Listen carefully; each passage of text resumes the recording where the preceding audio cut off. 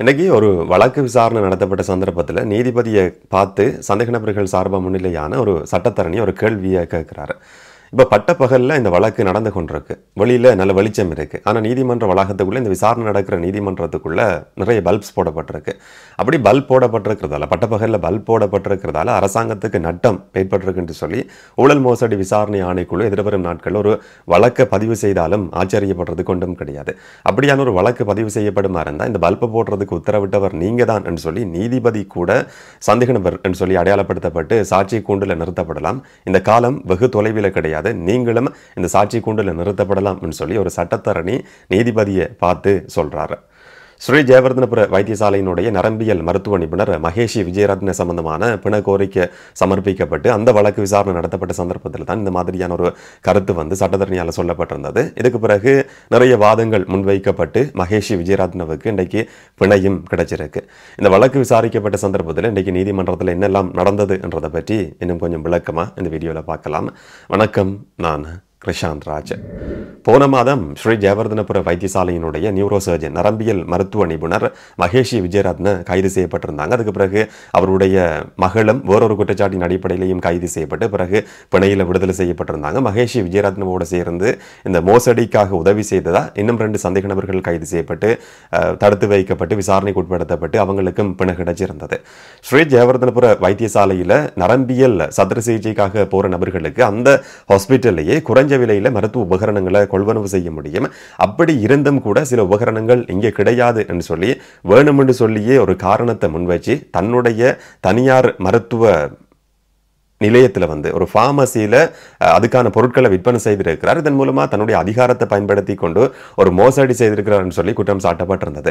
மூளை சாவடைஞ்ச நபர்களுக்கு இனி பிழைக்கவே மாட்டார்கள் என்று சொல்லி சொல்லப்பட்டவர்களுக்கும் கூட பணத்துக்காக சத்திர சிகிச்சை செய்திருக்கிறார் சொல்லியும் குற்றம் சாட்டப்பட்டு கைது செய்யப்பட்டு விசாரணைகள் நடத்தப்பட்டு வந்தது. அந்த வழக்கு விசாரணை இன்றைக்கு கொழும்பு பிரதம நீதிவான் தனுஜா லக்மாலி முன்னிலையில் விசாரணைக்கு எடுத்துக் கொள்ளப்பட்டிருந்தது. பிண கோரிக்கை சமர்ப்பிக்கப்பட்டது. 2 தரப்பு வாதங்களையும் கேட்டதுக்கு பிறகு 50,000 ரூபாய் பெறுமதியான ரொக்கப்பணையிலையும் 5 லட்சம் ரூபாய் 50 லட்சம் ரூபாய் பெறுமதியான 3 சரீரப்பணைகளையும் அவருக்கு பிணை கொடுக்கப்பட்டிருக்கு. 3 கட்டுப்பாடுகள் விதிக்கப்பட்டிருக்கு. ஸ்ரீ ஜெயவர்தனபுர வைத்தியசாலைக்குள்ள எந்த காரணத்தை கொண்டும் உள்ள போகக்கூடாது, சாட்சியங்கள் தெரிவுபடுத்தப்படலாம் என்ற அடிப்படையில் இந்த மாதிரியான உத்தரவு பிறப்பிக்கப்பட்டிருக்க முடியும். 2வது வெளிநாட்டுக்கு போறதுக்கு தடை விதிக்கப்பட்டிருக்கு. 3வது கடவுச்சீட்டு நீதிமன்றத்தில் ஒப்படைக்கப்படும் சொல்லி 3 கட்டுப்பாடுகள் நிபந்தனைகளின் அடிப்படையில் மகேஷி விஜயரத்னவுக்கு இன்றைக்கு பிணை கொடுக்கப்பட்டிருக்கு. இந்த வழக்கை நடத்தி கொண்டிருக்கிற ஊழல் மோசடி விசாரணை ஆணைக்குழு சார்பா முன்னிலையான சட்டத்தரணி தன்னுடைய வாதத்தை முன்வைக்கும் போது சொல்றாங்க, ஏற்கனவே இதோட சம்பந்தப்பட்டிருக்கிற MNM சொல்லப்படுற மருத்துவ நிறுவனம் சம்பந்தமான ஆதாரங்கள் நீதிமன்றத்தில் சமர்ப்பிக்கப்பட்டிருக்கு. இதையும் தாண்டி நடத்தப்பட்டிருக்கிற விசாரணைகளை பொறுத்த வரைக்கும் ஈலீஷ் என்று சொல்லப்படுற ஒரு நிறுவனம் சம்பந்தமான ஈலீஷ் மெடிக்கல்ஸ் என்று சொல்லப்படுற ஒரு நிறுவனத்தை பற்றின தகவல்களும் தெரிய வந்திருந்தது. அந்த நிறுவனம் சம்பந்தமா தேடி பார்க்கிற நேரத்தில் அதனுடைய உரிமையாளர் என்று சொல்லி ஷாமா சொல்லப்படுற ஒருவனின் பேர் பதிவு செய்யப்பட்டிருக்கு. அவர்கிட்ட வாக்குமூலம் பதிவு செய்யும் போது அவர் சொல்றார், நான் இதனுடைய உரிமையாளர் சொல்லி பேர் குறிப்பிடப்பட்டிருந்தாலும் இந்த மருத்துவ நிறுவனத்தை நான் ஆரம்பிச்சதுக்கான காரணம் இப்ப கைது செய்யப்பட்டு தடுத்து வைக்கப்பட்டு கொண்டிருக்கிற மகேஷி விஜயரத்ன அவங்க தான் இந்த மாதிரியான ஒரு ஆலோசனைன்றதையும் தாண்டி அவங்களுடைய வழிகாட்டலுக்கு அமைய அவங்களுடைய தேவைக்கு அமையதான் இந்த நிறுவனத்தை நான் ஆரம்பிச்சிருந்தேன். எங்களுடைய 2 பேர்களையும் வங்கி கணக்குகள் கூட இருக்கு.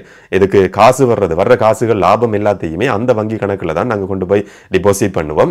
இது அவருடைய தேவைக்காக ஆரம்பிக்கப்பட்ட நிறுவனம் சொல்லி அவர் ஒரு வாக்குமூலத்தை சாட்சியத்தை கொடுத்திருக்கிறார் என்ற மாதிரியும் ஊழல் மோசடி விசாரணை ஆணைக்குழு இன்றைக்கு ஒரு புதிய தகவலையும் நீதிமன்றத்தில் சமர்ப்பிச்சிருந்தது. இந்த மாதிரி அந்த 2 பேருடைய வங்கி கணக்குக்கும் வர்ற பணம், அந்த பொருட்களை மருத்துவ உபகரணங்களை விற்பனை செய்யறதன் மூலமா கிடைக்கிற லாபம் என்றது இந்த வழக்கில் ஏற்கனவே குற்றம் சாட்டப்பட்டிருக்கிற முத்துகொடை என்று சொல்லப்படுற ஒரு நபருடைய வங்கி கணக்குக்கு மாற்றப்பட்டிருக்கு. அப்படியா இருந்தால் கிட்டத்தட்ட ஒரு வலையமைப்பு மாதிரி இது செயற்படுத்தப்பட்டிருக்கு என்ற ஒரு ஆதாரம் இல்லாட்டி ஒரு குற்றச்சாட்டு இன்றைக்கு நீதிமன்றத்தில் முன்வைக்கப்பட்டிருந்தது. ஏற்கனவே இந்த வைத்தியசாலைக்குள்ள குறைஞ்ச விலையில மருத்துவ உபகரணங்களை கொள்வனவு செய்யறதுக்கு சந்தர்ப்பம் இருந்தும் தனக்கு இருக்கிற இன்னும் ஒரு மருத்துவ நிறுவனத்துக்கு நோயாளிகள் அனுப்பப்பட்ட செய்யப்பட்டார்கள் சொல்லி குற்றம் சாட்டப்பட்டிருந்தது. இத மாதிரியான இன்னும் ஒரு நிறுவனத்தை நாங்கள் கண்டுபிடிச்சிருக்கிறோம் சொல்லி ஊழல் மோசடி விசாரணை ஆணைக்குழு இன்னைக்கு அதுக்கான ஆதாரங்களை சமர்ப்பிச்சிருந்தது. இதே மாதிரி இன்னும் வேற சில நிறுவனங்களும் நடத்தப்பட்டு கொண்டிருக்கலாம் என்ற மாதிரியான சந்தேகம் முன்வைக்கப்பட்டு அதை பற்றின விசாரணைகளையும் நடத்த வேண்டியிருக்கு. இப்போதைக்கு இந்த நபருக்கு பிணை கொடுக்க கூடாது, அவருடைய வங்கி கணக்கு சம்பந்தமாகவும் நாங்கள் தேட வேண்டியிருக்குன்னு சொல்லியும் ஒரு வாதம் முன்வைக்கப்பட்டிருந்தது. எப்படியா இருந்தாலும் மற்ற தரப்பு வாதத்தையும் கேட்டதுக்கு பிறகு அவருக்கு பிணையில போறதுக்கான அனுமதி கொடுக்கப்பட்டிருக்கு. இந்த வழக்குல மகேஷி விஜயரத்ன சார்பா முன்னிலையானவர் ஜனாதிபதி சட்டத்தரணி சாலிய பீரிஸ், இலங்கை சட்டத்தரணிகள் சங்கத்தினுடைய முன்னாள் தலைவர், பிரதமராகிறதுக்கான எதிர்பார்ப்பு இருந்தவர் என்று சொல்லியும் இதுக்கு முதல்ல சொல்லப்பட்டிருந்தது. முன்னாள் ஜனாதிபதி ரணில் விக்ரமசிங்கவே அதை பகிரங்கமா சொல்லியிருந்தார். சாலிய பீரிஸ் அதை நிராகரிச்சிருந்தார். சாலிய பீரிஸ் சமூகத்துல நல்ல அந்தஸ்துல இருக்கிற ஒரு நபர் இந்த மாதிரியான மோசடி குற்றச்சாட்டுக்காக எதுக்காக முன்னிலையாகிறார் என்று சொல்லி கடுமையான விமர்சனங்கள் கடந்த நாட்களிலையும் முன்வைக்கப்பட்டிருந்தது. போன வழக்கு தவணை நடந்த சந்தர்ப்பத்தில் மகேஷி விஜயரத்ன சார்பா சாலிய பீரிஸ் முன்னிலையாகாம இன்னும் ஒரு சட்டத்தரணி முன்னிலையாகி இருந்தார். இப்ப திரும்பவும் சாலிய பீரிஸ் தான் அவர் சார்பான வழக்கு விசாரணைக்கு முன்னிலையாகி இருக்கிறார். சாலிய பீரிஸ் இந்த வழக்கு நடத்துற நேரத்தில் சொல்றார், இந்த சந்தேக நபர்கள்ட்ட இந்த வழக்கோட சம்பந்தப்பட்டவர்கள் அழுத்தம் விடுக்கப்பட்டு அச்சுறுத்தப்பட்டு நீங்க சத்திய கடதாசி தரணும் என்ற அடிப்படையில் அவர்கள்ட்ட இருந்து சத்திய கடதாசி பெற்றுக்கொள்ளப்பட்டிருக்கு. அந்த சத்திய கடதாசின்றது அழுத்தம் காரணமா சந்தேக நபர்கள்ட்ட இருந்து பெற்றுக்கொள்ளப்பட்டிருக்கே தவிர அவங்க விரும்பி கொடுத்திருக்கிற ஒரு விஷயம் கிடையாது. இதை தராட்டி நாங்கள் உங்களை தடுத்து வைப்போம், விளக்கமறியல வைப்போம் என்று சொல்லி ஊழல் மோசடி விசாரணை ஆணைக்குழு தங்களுடைய அதிகாரத்தை பயன்படுத்தி அச்சுறுத்துறதன் காரணமாக தான் அவங்க பயந்து கொண்டு அந்த மாதிரியான சத்திய கடதாசியில கையொப்பமிட்டிருக்கிறாங்களே தவிர இது உண்மையா இருக்குமா என்றது சந்தேகமானது. அதுல சொல்லப்பட்டிருக்கிற விஷயங்கள் எல்லாம் உண்மையா பொய்யான்னு சொல்லி நிரூபிக்கிறதா இருந்தா அந்த நபர்களை சாட்சி கூண்டுல ஏற்றி இந்த நீதிமன்றத்துக்குள்ள விசாரணை நடத்தும் போது மட்டும்தான் அதை கண்டுபிடிக்க முடியும். அதை இந்த சந்தர்ப்பத்தில் செய்ய முடியாது. இவர்கள் செயற்பட்டிருக்கிறது விதம் என்றது ஏற்றுக்கொள்ளக்கூடியது கிடையாது. இவங்க காட்டுறது எல்லாமே ஒரு மீடியா நாடகம், ஊடக நாடகம் தான் நடத்தப்பட்டு கொண்டிருக்கு. வெளியில இந்த மாதிரியான வழக்குகள் அதிகம் பேசப்படணும், பரபரப்பா பேசப்படணும், சமூகத்துல ஊழல் மோசடி விசாரணை ஆணைக்குழு நிறைய நடவடிக்கைகள் எடுத்துக்கொண்டிருக்குன்னு சொல்லி காட்டணும் என்றதுக்காக சமூகத்திலையும் சமூக ஊடகங்கள்லையும் தங்களுக்கு ஒரு நல்ல பேரை ஏற்படுத்திக் கொள்றதுக்காக தான் ஊழல் மோசடி விசாரணை ஆணைக்குழு இந்த மாதிரியான செயற்பாட்டில் ஈடுபட்டு கொண்டிருக்கு. சமூக ஊடகங்களில் சொல்லப்பட்ட கருத்துக்கள் அடிப்படையாக கொண்டு ஒரு நபருக்கு விளக்கமறியல் உத்தரவு நீடிக்கப்படுது என்றதை கடைசி வரைக்கும் ஏற்றுக்கொள்ள முடியாது. இதனால பிணை கொடுக்கப்படணும் சொல்லியும் ஒரு கோரிக்கை முன்வைக்கப்பட்டிருந்தது. சாலிய பீரிஸ் அந்த கோரிக்கையை முன் வச்சிருந்தார்.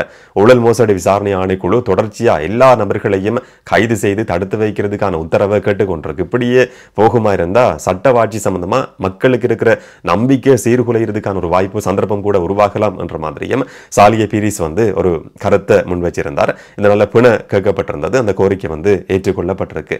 ஏற்கனவே இந்த வழக்கில் குற்றம் சாட்டப்பட்டிருக்கிற இன்னும் 2 சந்தேக நபர்கள் இருக்கிறாங்க. அவங்களுக்கு ஏற்கனவே பிணை கிடைச்சிருந்தது. அந்த சந்தேக நபர்கள் சார்பா முன்னிலையாகிற சட்டத்தரணி, இந்த வழக்கோட சம்பந்தப்பட்ட சட்டத்தரணி தன்னுடைய வாதத்தை முன்வைக்கும் போது சொல்றார், இந்த வழக்கு நடத்தப்படுற விதம் ஏற்றுக்கொள்ளக்கூடியது கிடையாது. என்று சொன்னால் லஞ்ச ஊழல் மோசடி விசாரணை ஆணைக்குழு நடந்து கொள்ற விதம்ன்றது கொஞ்சம் வித்தியாசமானதா இருக்கு. தங்களுக்கு ஏற்ற விதத்தில் அவங்க சில தீர்மானங்கள் எடுத்துக்கொண்டிருக்கிறாங்க. அதுக்கு நான் சின்ன உதாரணத்தை சொல்றேன்னு சொல்லி ஒரு குட்டி ஸ்டோரியை அவர் சொல்றாரு. வெளியில சூரியன் இருக்கு, நல்ல வெளிச்சமா இருக்கு, பட்டப்பகல்ல இந்த வழக்கு விசாரணை நடந்து கொண்டிருக்கு. ஆனா நீதிமன்றத்துக்குள்ள இப்ப பாருங்க, நீதிபதியை பார்த்து அந்த சட்டத்தரணி சொல்றாரு, நிறைய பல்ப்ஸ் எல்லாமே போடப்பட்டிருக்கு. இந்த பட்டப்பகல்லையும் இந்த மாதிரியான பல்ப்ஸ் போடப்பட்டிருக்கிறதன் மின்குமிழ்கள் ஒளிர செய்யப்பட்டிருக்கிறதன் காரணமா அரசாங்கத்துக்கு நட்டம் ஏற்பட்டிருக்குன்னு சொல்லி லஞ்ச ஊழல் விசாரணை ஆணைக்குழு நாளைக்கு ஒரு குற்றச்சாட்டை சுமத்தி ஒரு விசாரணையை நடத்த முடியும். நீதிமன்றத்தில் இருக்கிற அதிகாரிகளை கூப்பிட்டு விசாரிக்கும் போது அவங்க விரல் நீட்ட போறது நீதிபதி உங்க மேலதான் விரல் நீட்ட போறாங்க. உங்களுடைய உத்தரவுக்கு அமையதான் இந்த பல்ப் எல்லாம் நாங்க போட்டோம்னு சொல்லி ஒன் பண்ணோம்னு சொல்லி அவங்க ஒரு வாக்குமூலத்தை கொடுக்கும் போது நீதிபதி உங்களை கூட நாளைக்கு இந்த சாட்சி கூண்டுல ஏற்றி விசாரிக்கிற அளவுக்கு லஞ்ச ஊழல் விசாரணை ஆணைக்குழு அந்த மாதிரியான ஒரு நிலைமையை நோக்கி தான் நகர்ந்து கொண்டிருக்கு. இதனால அவங்களுடைய செயற்பாடு ஏற்றுக்கொள்ளப்பட முடியாதது என்று சொல்லியும் சந்தேக நபர்கள் சார்பாக முன்னிலையான சட்டத்தரணி ஒரு வாதத்தை முன் வச்சிருந்தார். இப்படி முன்வைக்கப்பட்ட கருத்துக்களை எல்லாம் கேட்டதுக்கு பிறகு இன்றைக்கு சமர்ப்பிக்கப்பட்டிருக்கிற ஆதாரங்கள் என்றது மகேஷி விஜயரத்னவை தொடர்ச்சியா விளக்கமறியல வைக்கிறதுக்கான போதுமான சாட்சியங்கள் கிடையாது என்ற அடிப்படையில் அவருக்கு பிணை கொடுக்கப்பட்டிருக்கு. ஆனா அக்டோபர் மாதம் 28ஆம் தேதி இந்த வழக்கு விசாரணை திரும்பவும் நடத்தப்பட்டது. இருக்கு. என்ன நடக்கும்ன்றதை பொறுத்திருந்து பார்க்கலாம். இதே நேரம் ஸ்ரீலங்கன் விமான நிறுவனத்தினுடைய முன்னாள் தலைவர் நிஷாந்த விக்ரமசிங்க மஹிந்த ராஜபக்சவினுடைய மைத்துனருக்கும் இன்னைக்கு பிணை கிடைச்சிருக்கு. இந்த வழக்கு விசாரணை கிட்டத்தட்ட விசாரணைகள் நிறைவு கட்டத்தை எட்டி இருக்கு. எங்களுக்கு தேவையான சாட்சியங்களை எல்லாம் நாங்கள் பதிவு செய்திருக்கிறோம். இந்த நபருக்கு பிணை கொடுக்கலாமா இல்லையான்றதை பற்றி நீதிமன்றம் ஒரு பொருத்தமான தீர்மானத்தை எடுக்க முடியும் சொல்லி, தங்களுக்கு எந்த விதமான ஆட்சேபனையும் கிடையாதுன்னு சொல்லி ஊழல் மோசடி விசாரணை ஆணைக்குழு ஒரு கருத்தை நீதிமன்றத்தில் சொன்னதுக்கு பிறகுதான் நீதிமன்றம் நிஷாந்த விக்ரமசிங்கவுக்கும் பிணை கொடுத்திருக்கு. 50,000 ரூபாய் பெறுமதியான ரொக்க பிணையிலையும் 50 லட்சம் ரூபாய் பெறுமதியான 3 சரீர பிணைகளையும் அவர் வெளியில போக முடியும் சொல்லியும் நீதிமன்றத்தால் உத்தரவு பிறப்பிக்கப்பட்டிருக்கு. ஆனால் இந்த வழக்கு விசாரணையும் அக்டோபர் மாதம் திரும்ப நடத்தப்பட இருக்கு. என்ன நடக்கும் என்றதை பொறுத்திருந்து பார்க்கலாம். இதை பற்றி நீங்க என்ன நினைக்கிறீங்கன்றதை கமெண்ட்ல சொல்லுங்க. இன்னும் ஒரு வீடியோல இன்னும் ஒரு தகவலோட சந்திக்கலாம். வணக்கம்.